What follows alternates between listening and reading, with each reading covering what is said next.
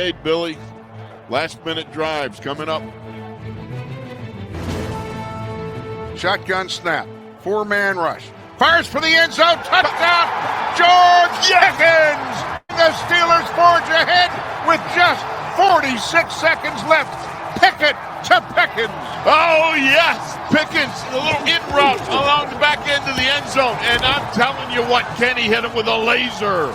Man, was that a throw. Oh, that was just so beautiful. You talk about in the clutch. Hey, what a week. What a week. We are still in the Hunt Steel Studio here. Very good game. Very good win for Franco. Loved it. Very excited about this week as we get ready for Baltimore and the Ravens.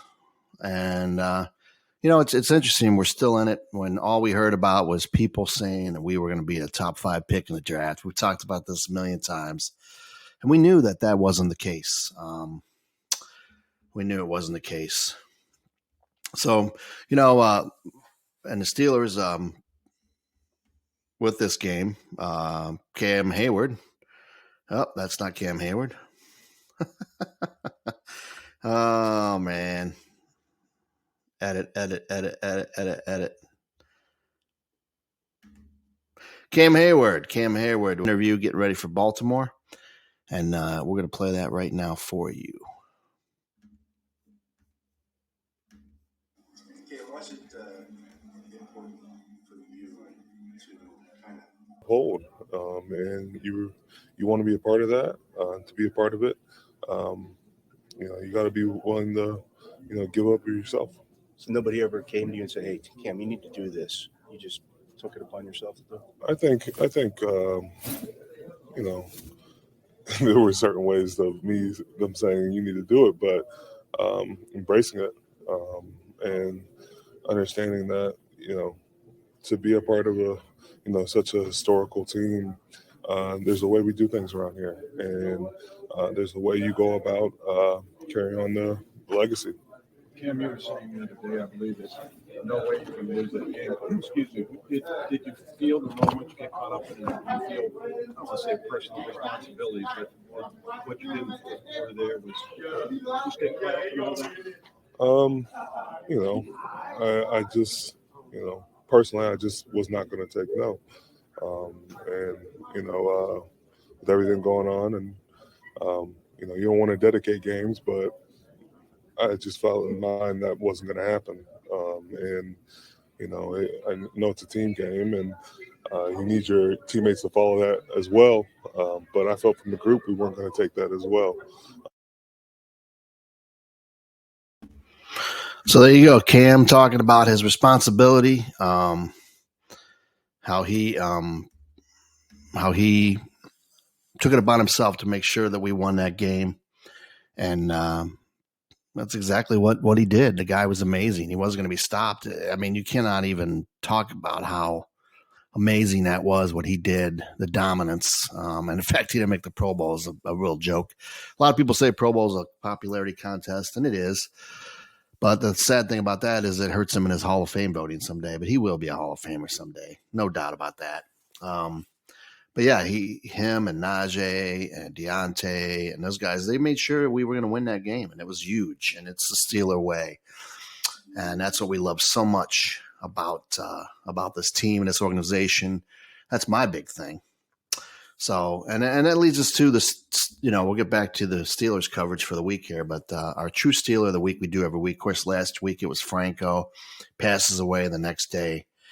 Had no idea it was going to happen, and that went crazy with over 25,000 likes and views, and but it means a lot, I was able to do that and do this. So remember these guys, and this week's is a guy named Steve Furness. Steve was a great player. He played like 8 years for the Steelers. He came in as a backup defensive lineman, and got his chance when Ernie Holmes retired, and he played well. And then the biggest thing for him was Joe Green got hurt in the Super Bowl. The guy dominated, and the team had 7 sacks that day. We didn't miss a beat with Steve in there, and he was a hard-nosed player, a good player, very tough. And another part of that steel curtain, We can't forget these guys. And he unfortunately passed away of a heart attack in 2000 at 49 years old, man. That's young, but another great player we can't forget. True Steelers. These are all guys that are true Steelers that define what this organization is. And that's why we love them. And another guy that I think is a guy named Najee Harris. And Najee spoke to the media about where the team is and just the mindset of just keep your head down and grind. Really is what it is. Obviously some seasons are not the way you want to go in the beginning, but there's always the second half we can always turn around. So he really preached and harped on that. I'm saying it's never too late to turn around. So we really took that in consideration coming into the after the bye and looking at these next couple games and knowing that we could win most of them. We try to win all of them, but obviously some slipped through. But just him motivating us and telling us not to look out the outside and just worry about what's inside in the locker room. Hey, Mason, how are you, buddy? You good? Okay. And just telling us what to worry about in here rather than outside. Take it game by game, practice by practice, and then good stuff will come. And if we all play together and not break apart, then good stuff will come out of that. Obviously, there's other things that need to happen for you guys to get in. Do you feel like on Sunday be paying attention to those other games to see where you're at, or just kind of trying to put that out of your mind? Yeah, I think I will. To be honest with you, I think we need the Dolphins to lose, right? And we need some other people, right? Yeah. I'm not gonna be done winning out, and hopefully we'll get to make the playoffs. But it's just not in our control after that. Hey, you know what you look like? Do you like having the game points to Sunday Night Football? Do you care? A primetime game? Yeah, primetime game is always fun.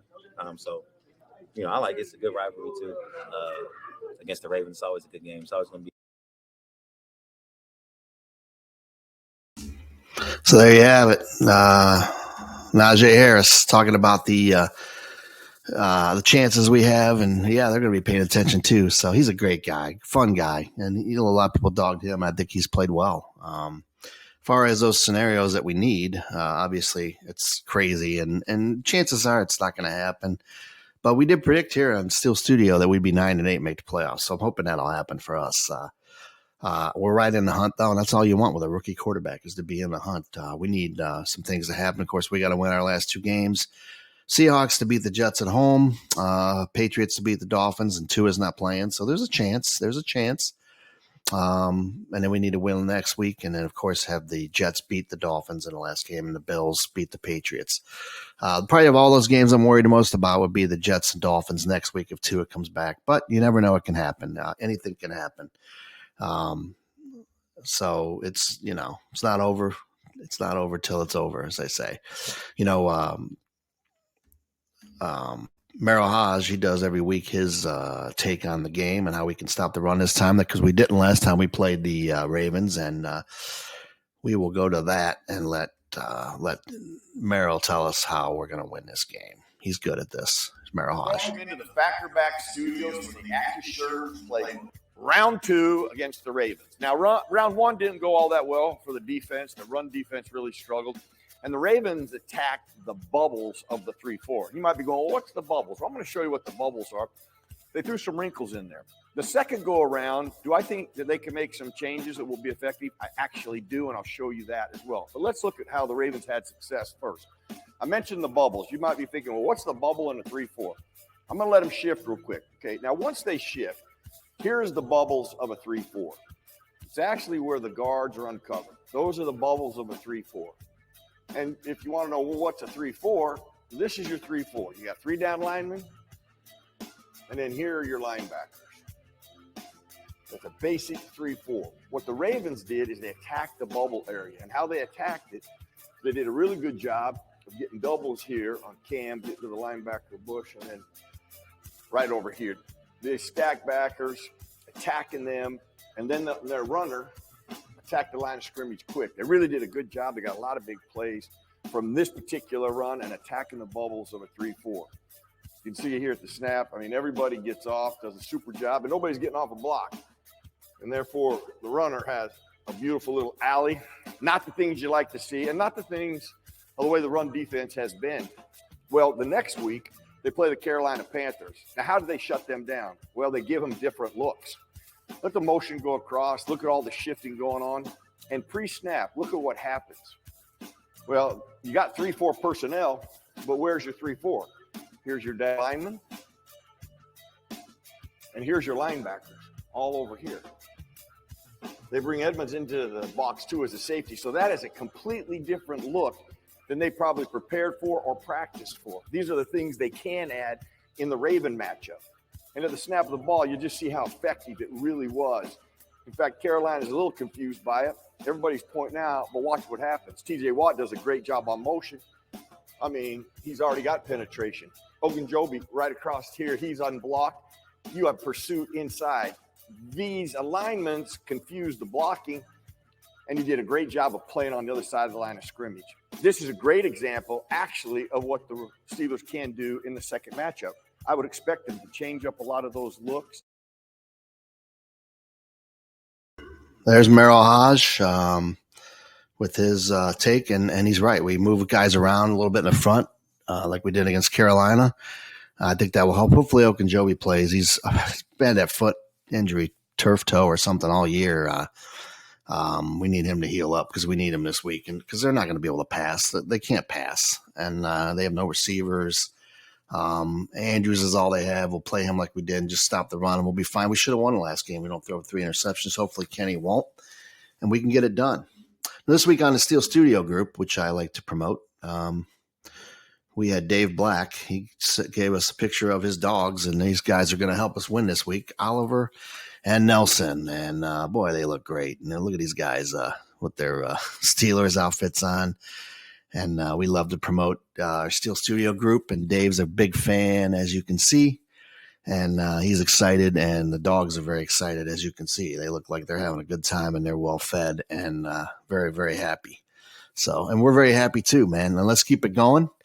Let's keep it going this week. Let's get another W and get ourselves closer to the playoffs. If not, let's just surge toward the end.